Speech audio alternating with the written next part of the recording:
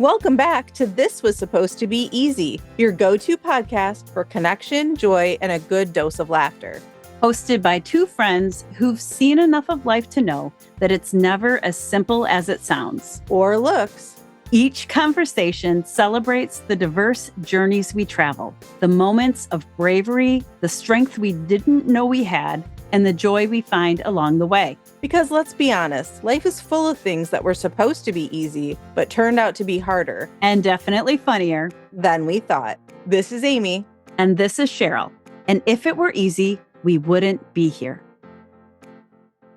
Amy, in one of our last episodes of season 1, the word delegation came up. And I remember hearing you say that could be a whole episode. Maybe we'll cover it in season 2. And I think today might be that day. I think today's a great day to cover delegation. It came into my mind because I was giving a presentation on delegation to a room of professionals. And it was amazing the amount of people that came up to me afterwards that said, yes, that is where I have a problem. And I have a problem here and I have a problem there. And this was a room predominantly made up of female professionals. Okay. And so it made me think that there was space for this conversation on our podcast as we talk about feeling burnt out and we feel like we have to do everything and we feel overwhelmed with life and not good enough and all of those other things that we've talked about before. Delegation just felt like it fit because if we're not maybe we are great delegators in our professional life, but then we're not in our personal life, or maybe we're not delegating well anywhere. So I just think that for today's purposes, having that conversation on delegation could be really important and helpful. What an interesting way to think about it, right? Like I'm thinking about all the times I've said, I can't do everything, or I feel like I have to do everything.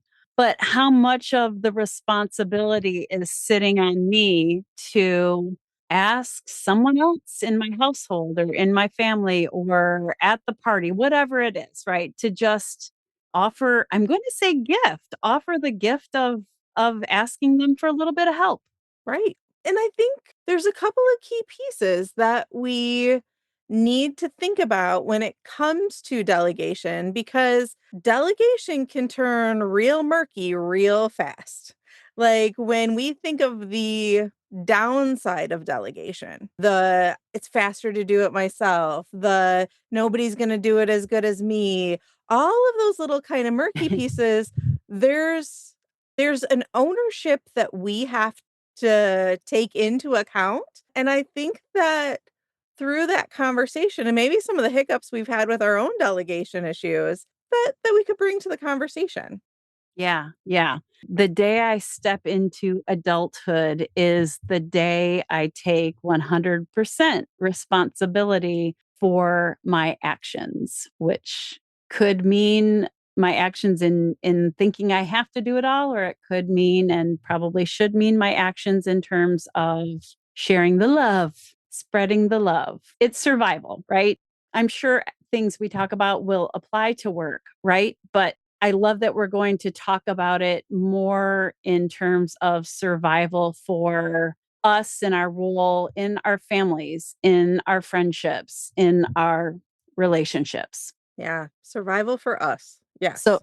So I wanted to say, tell me more. At one point, you talked about that murkiness and some of those things that we tell ourselves that maybe give us an excuse not to delegate. Let's go through a few of those things. Like one I use all the time, it's faster to just do it myself. You know, if I have to explain it to somebody else, it's going to take twice as long. Sure. And what I often say to counteract that is it will take you longer to explain it to somebody else than to just do it yourself.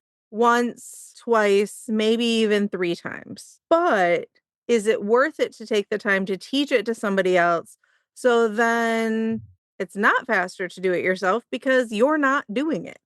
So Right. it's not in your time frame, it's not in your day-to-day schedule. An example I have for this one is I remember laundry with my boys specifically. And they had said, "Mom, could you wash my hoodie?" It was a really easy, like, "Can you wash my hoodie for me?" And I was swamped that day. And the idea of like, okay, I'll just go in, I'll do it, I'll just get it done. But I realized I must have said like one too many times, uh, yep, I'll do it in a minute, I'll do it in a minute, I'll do it, that frequent, like, rollover, and so then the next day, I remember being at work, this was years ago, so I was working outside of the house at the time, and I got a video call, and I think it was my middle son, and he was on the video call, and he's like, "I need my hoodie washed," and he's standing in his robe in front of the washing machine with his cell phone popped up, and so I am literally in the office, and I am saying, "Okay, see the little cup that," and I walked him through the whole process, and he was so proud of himself that he did it. But ever since then, I was like, "You can do your own laundry." Mhm. And he realized really quickly that if he had to wait for me to do it, it was gonna be on my timeline, which was much different than his timeline. So though that was a task that I often did, he was happy to take it over because then he had some control on it. So, though I thought it was, yes, okay, it's just faster if I do it and not teach him, he grabbed me at a time that I was like, "Oh, I didn't do it again." And I was starting Uh-huh. to do that negative self-talk, but I was out of the house. It was a video chat. It was, "I need this right now." And I talked him through it. Mhm. So, yes, it I took a little bit more time to talk him through it, but then I wasn't having to do it anymore. Right, and I mean, I feel like I have more laundry stories to add into that, which reminds me and we'll get to, but I'm gonna throw in a little bit of another lesson that you alluded to, which is that by virtue of not delegating that task earlier, when you finally were forced to delegate it, it probably then took even longer because explaining it over video call had to have taken longer than standing next to him at the washing machine doing it, right? And so I'm guessing it was one of those moments where you're like, oh, this would have even been faster had I just done it 10 times ago when he asked, or, whatever. Right. Yes. But you know what it did do that is something that I am proud of, and it's that life skill piece. Mhm. Because I don't wanna still be washing, well, I mean, I'm proud to say that now as a mom of almost 20, almost 16 and 13, I don't do my kids' laundry. Like, Right. every once in a while is a thing to help them out, but all 3 of them do their own laundry. Occasional, they'll ask me for a stain treatment or something like that, and now I do say, "Come with me, let me show you how to do a stain treatment on something," because and I've talked about this, I think I even talked about this in one of our finance, things, and it was a wonderful meme that I saw years ago, but it was, "Make sure your daughters know financial peace so they're never dependent on somebody else and thinking that they don't have control over their finances, but also teach your sons how to do domestic chores so they never think that they're marrying or picking a partner just based on somebody who cooks and cleans really well." Mhm. And it was that statement that really set it into, I want my kids, all 3 of my kids, to know how to do laundry and know how to do their own finances and do some of these other things, know how to mop, know how to do dishes, all of that, because that was so important to me. Yeah, and that proud mom moment goes into my laundry story because I too also taught my children how to do their own laundry when they were, I don't know what age children, but well able to do it, but younger than probably a lot of kids were doing their own laundry. And my proud moment was walking into the laundry room when my son was probably in middle school, and I caught him teaching his younger cousin who lived a couple houses down how to do his laundry. And I was like, "Oh gosh, this is great." he's actually feeling a little bit of that pride and passing on this skill that he's been doing for years now to someone else, which was a really cool moment. And it I means he also got it, right? yeah, Like, yeah, you can yeah. watch that. Yeah. I also can, there have been multiple times where I've been at your house for a brainstorming session and Carter's walked in the door from school and goes right to the fridge and figures out what snack he's making for himself and gets it done and prepped and whatever needs to happen and walks away with his food while you and I are still sitting there talking. And I can see that there are skills that your children have learned because you delegated. Well, again, a palm to the forehead kind of moment is it's oftentimes because I said, wait, I can't do that right this second because I was in the middle of doing something, whether it be work or podcast stuff or being a student, Anything, yeah. anything else, but I couldn't do it in the immediacy, right? And Mhm. that thing made me you always have the option to do it for yourself. And I found myself saying it, and so but it was interesting because you mentioned Carter. So he recently Carter is my kid with a slew of allergies, and so we've been going through allergy testing. We can definitely talk about allergies on another episode. I have a playbook a mile high, but he was now seen to not be allergic to eggs, and he is obsessed with eating eggs. He's like, "It's a great source of protein. I've missed out on 13 years of egg eating. Like, I wanna eat all the eggs." So, terrible time for eggs to be as expensive as they are, but, Right. like, back when they were 98 cents, in my day. But anyway, so now that he's an egg eater, he said, like, "How do I make them some different ways?" So I did take about a half hour, 45 minutes, or even a couple of those over a couple different days, and I was like, "All right, well, this is over easy, this is over medium, this is over hard, this is scrambled, this is fried, this is" here's all the different ways, and he loves it. Like, but he can make them. How do I make an omelet? How do I do these things? But he can do it and he's really excited and really proud of it. And it's certainly eased up my life because hey, he'd still be waiting on me making an making an egg probably if I didn't just do it. But that also leads into the idea of that no one can do it as well as I can, right? Like, I was just gonna say that as you were describing him, building that confidence in his own egg making ability, you started out, just by talking about it's faster if I do it. But as you described that whole scenario, it sort of became a really good example of you don't have to be perfect the first time. We all get better with practice and you're getting to watch Carter get better with practice and almost becoming a connoisseur of right? I will say hands down, he's better at it now than I am. Like I would actually if we were cooking breakfast together, I'd tell him, "You make the eggs, I'll make pancakes," or whatever, it is because he is better than I am.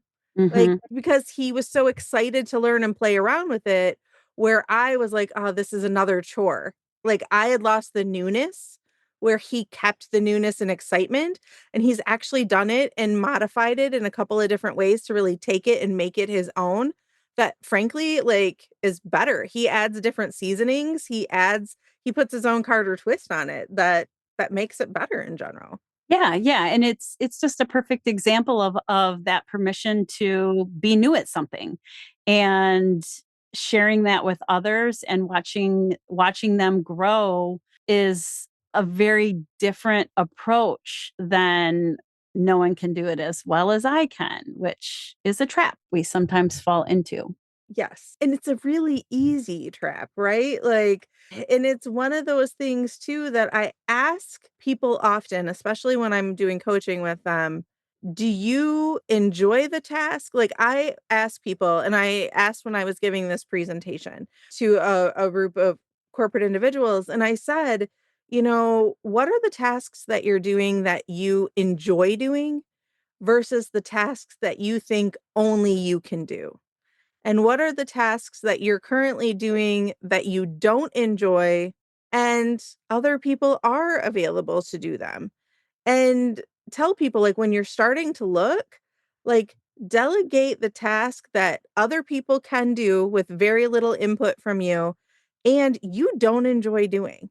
Because, for all the people out there that are like, "Oh, I like making my kids snack and I like making eggs for my kids and I enjoy doing the laundry." One, I honor all of you. That was just not me. But two, then don't delegate that. But I bet there's something you're doing right now that you don't love doing. Mhm. And then start with that. Yeah. I'm visualizing maybe a little index card with the lines on it so that I could lay things out there in terms of thinking about it as what gives me energy versus what depletes me of energy, along with an interest or request that someone's making. I mean, people do come to me and say, "Hey, let me help. What can I help with?" Trying to be more open to putting a few things out there that I know deplete me. And if it's going to deplete them too, maybe it's not a fair trade-off, right? But also they might discover a love for some of those things. Yes, absolutely. And I think that we also need to get away from the idea of slacking. That if I'm not doing it, so let's go back to the egg example. If I'm not making his eggs and he makes his own eggs, am I a bad parent? And trust me, when I first started passing kind of off some of the skills to the kids, there was a part of me that wrestled with that. Like, that wrestled with the idea of, oh, I bet Susie Homemaker next door can probably do all of this with a smile on their face. And that, like, am I the bad parent because I told my kid just 1 minute too many times that he had to call me on video chat and say, I need my hoodie washed. How do I do this? Mhm. And so there is that sense of pride, but also, like, was I being a bad person because I just didn't do it? Yeah. And so it's Yeah. it's that mental head case as well that you have to say, like, we talked about, like, no, I'm teaching him the life skills. Like, also, if I don't enjoy doing that, like, we all have things we don't enjoy do that has to be done. Going to work every day might be, you hear people say, I don't enjoy going to work every day, but I have to go because I have to pay the bills. I don't enjoy paying the bills, but I like my lifestyle. I mean, there's all those different kind of things that sometimes we just have to buckle up. I often say, buckle up, buttercup. You have to do it. It's the life.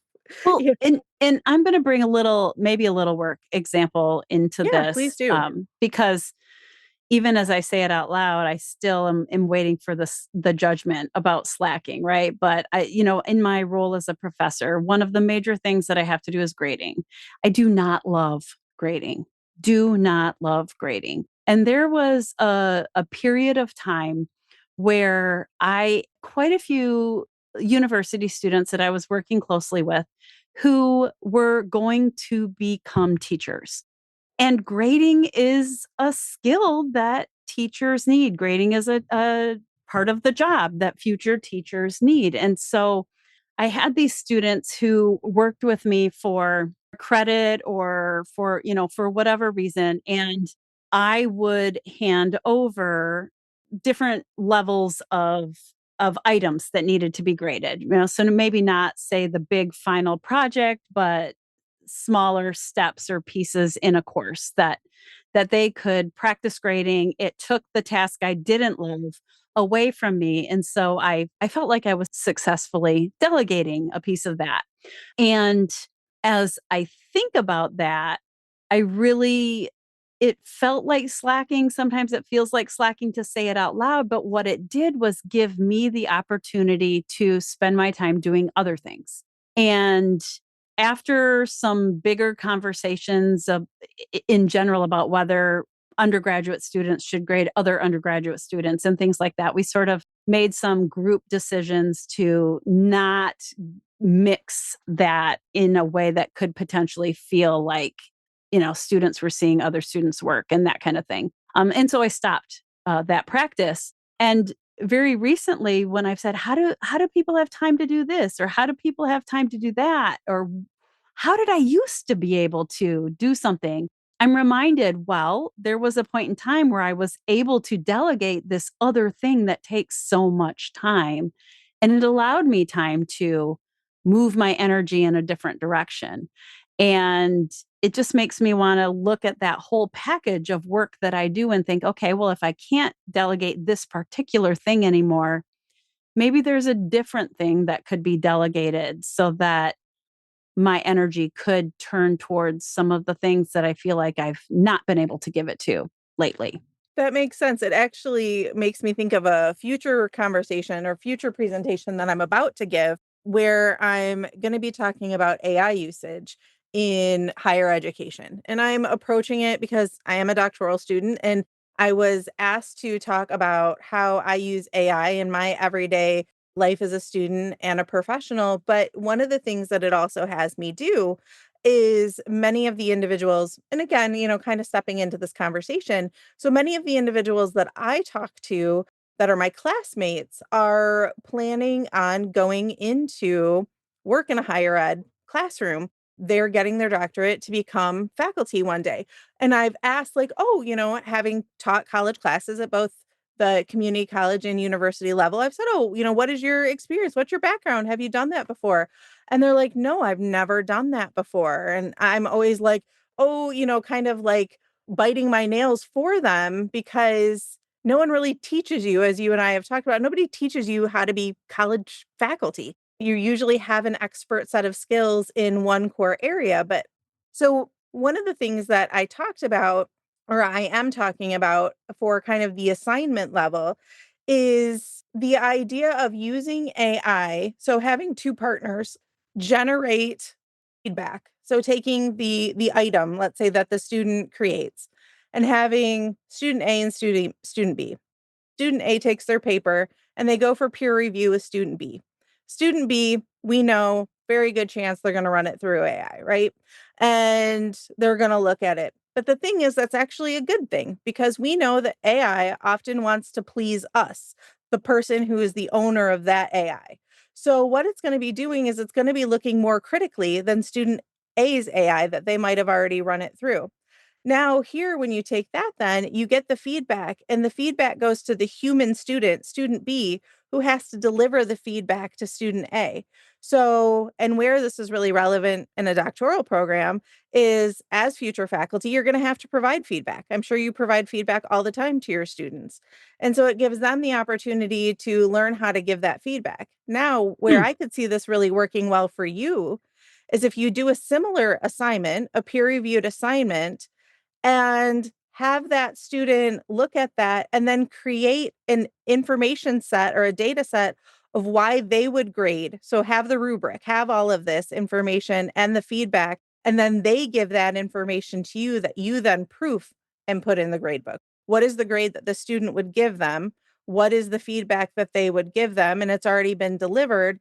And then all you're doing is double checking. Now, I'm not Hmm. saying for every assignment, but I'm Right, sure right. there's something as a collection in any of your assignments that allows that, because giving feedback again is a whole nother conversation we could have, but that is a life skill as a leader, that is a life skill as a parent, that is a life skill as management, that is a life skill that we need to get better at, and frankly not enough people have.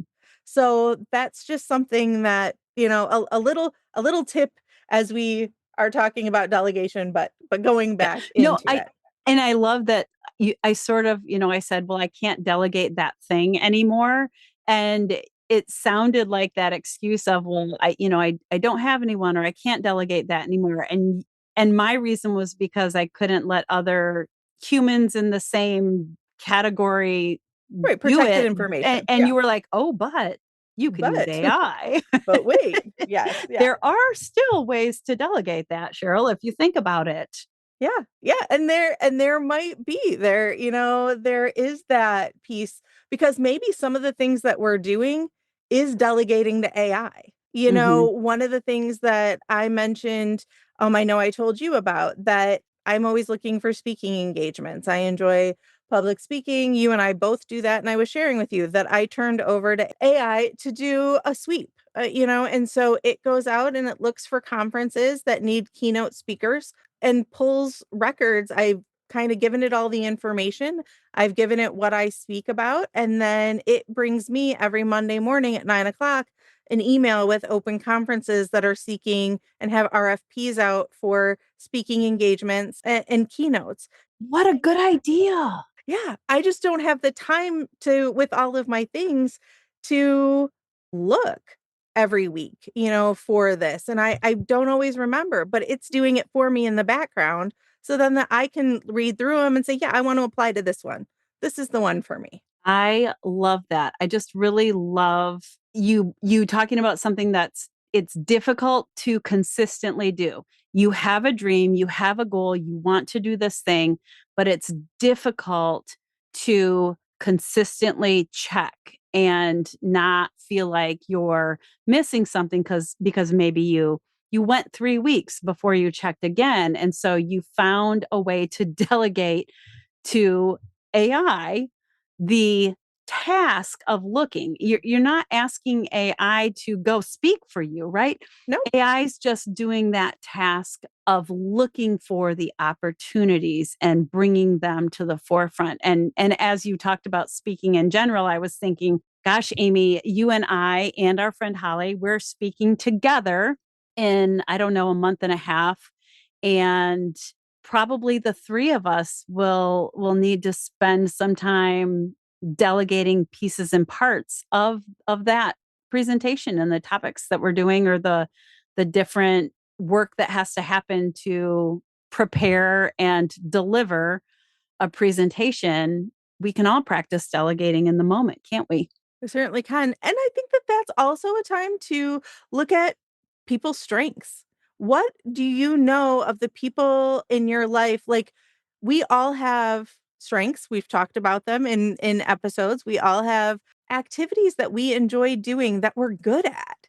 And so pull into other people's strengths Hmm. and say like, "Hey, you're really good at this. You're really good at planning a vacation.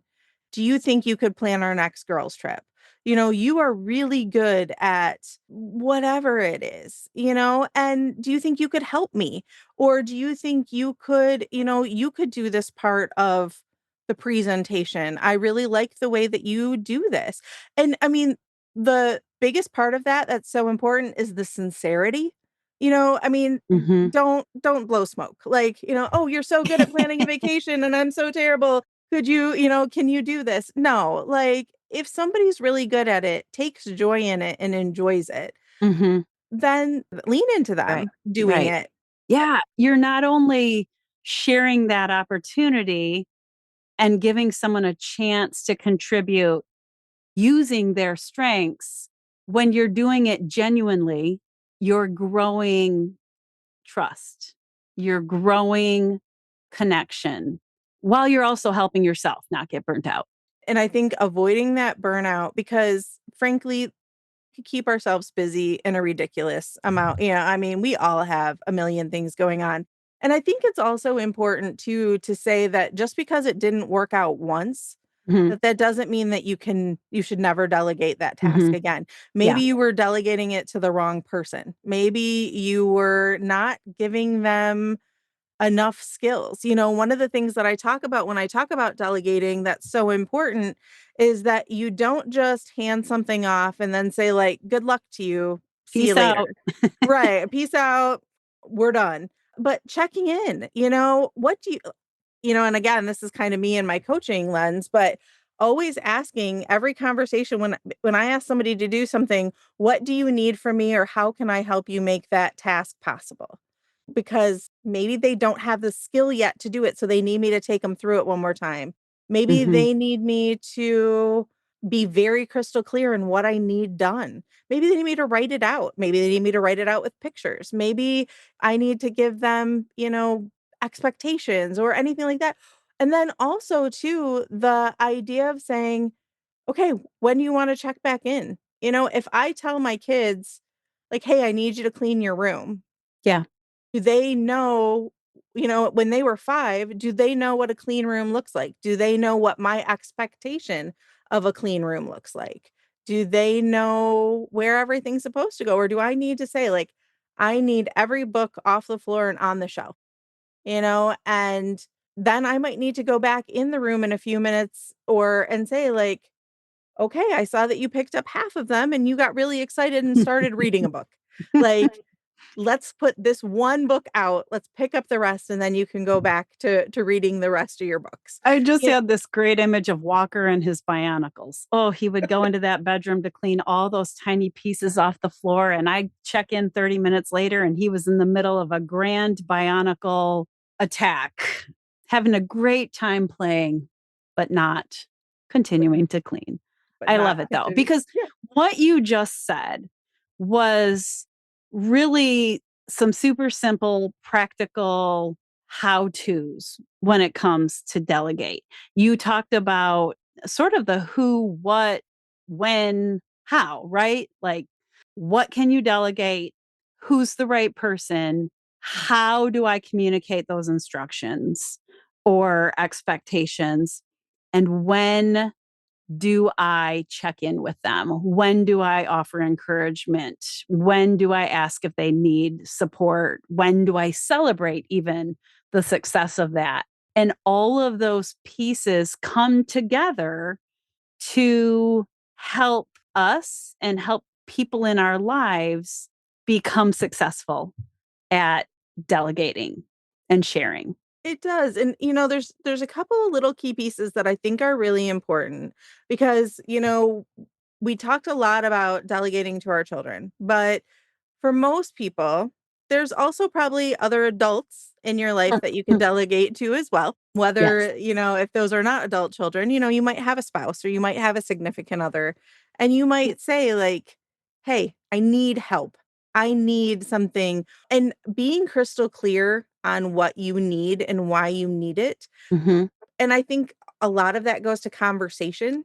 I know when I started, I have a really supportive spouse, and when I started this doctoral program, I said, "Hey, I don't know how I'm going to get everything done. I don't know how I'm going to drive the kids to their tasks of, football or, this or Karate that, yeah. yeah, and any of the karate and all those things, and still make I have 2 meetings a week where I have to attend class.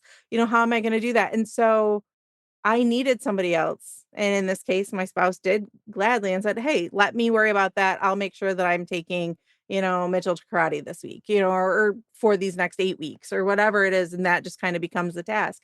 But having those conversations, because we as women oftentimes carry a lot of the mental load. And I think that mental load is something that when we're talking about exhaustion and burnout and all of those, sometimes delegating the mental load is what we need to delegate. And what I mean by that is the idea of, so let's say your child needs braces, or let's say you are planning that trip. You need to be able to hand off to somebody else to say, I need to not even think about this thing. Like, Mhm. right now, I don't need, I can't plan what we're eating for dinner this week.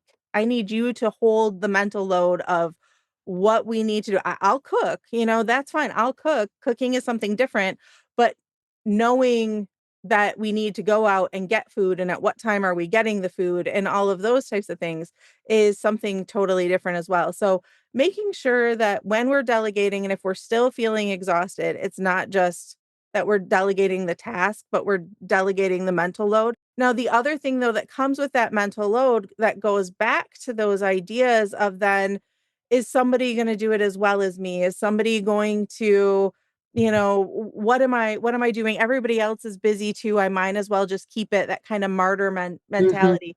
And the thing is though, maybe somebody else is asking you to take on something that you could do that would free up their mental load because you're better at it, you're quicker at it, you enjoy it differently. All of those things what we mentioned for the reason why you might change something, somebody else might ask you to take on something else. Yeah, I can take that on for you, but I need to free up some of my time to make sure I can do it and give it the time that it deserves. Is there something you might be willing to help me on in order to do that. And if it's something that you can do quicker than that other person in a positive way and have enjoyment about it, or, maybe it's carpooling, maybe it's, there's a bunch of things that Like, could be. like the carpooling thing, right? Sometimes it's the same task, you're just rotating it.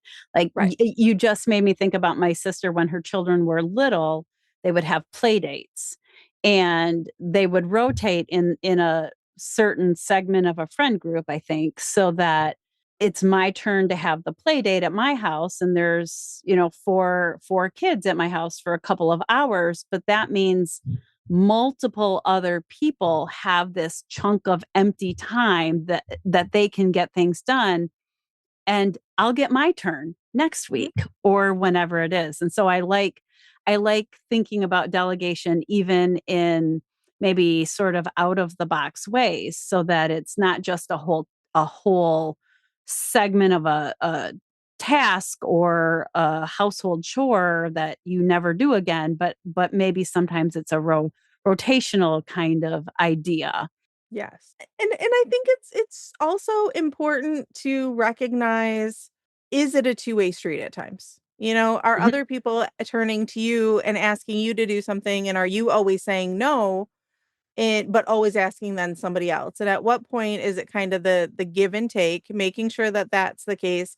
And then also, again, really checking in with yourself. Is this something that only you can do? Is this something that only you can do right now? Like, Mhm. that there's that piece.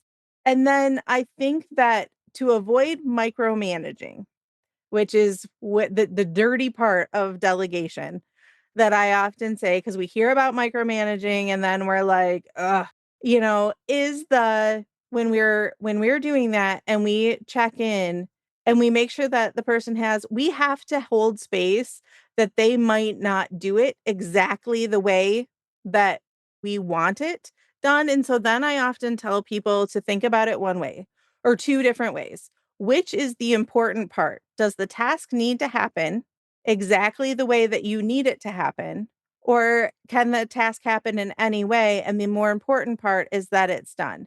Yeah. And to avoid being a micromanager, you have to pick which one is the important part, the way that it happens, the how, or the what. And so in that case, which one of those can you give up? Because let's say let's say you have to pay the mortgage. Let's say you're paying bills.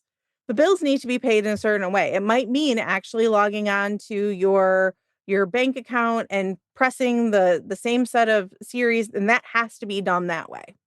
You're no longer able to take a check and go physically somewhere and do it.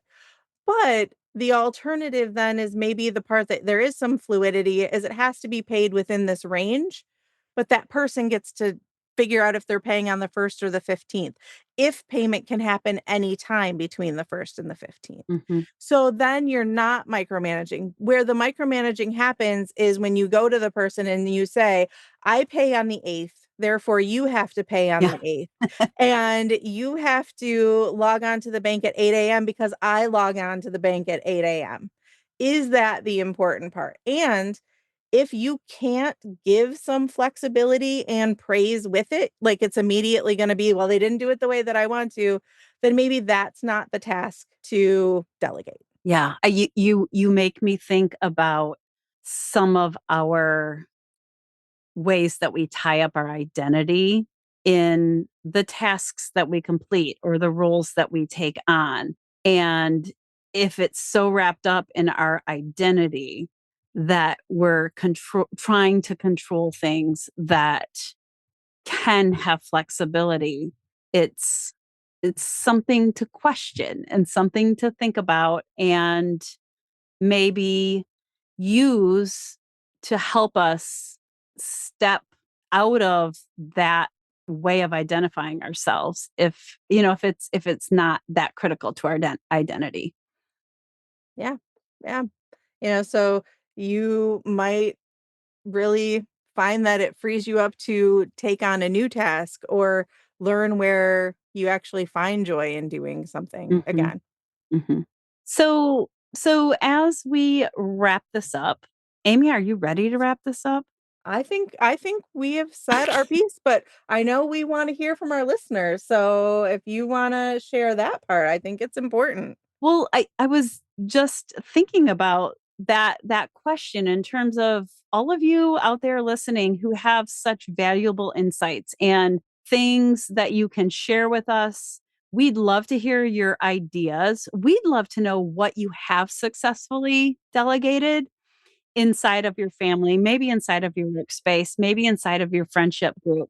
We'd also love to know if you can identify something in the next few days that is delegatable. I don't know if that's a word, but Should be. It should right, be. it should be, right? Delegation isn't a weakness. Is there something on that list that you could delegate in a way that maybe even makes someone else happy because you asked them to participate or you asked them to help out or you're able to share a skill with them that they're able to grow because of it. And if you identify that thing, something you could delegate, let us know what it is. Inquiring minds want to know. Thanks for tuning in to This Was Supposed to Be Easy. Remember, the best stories are the ones we live.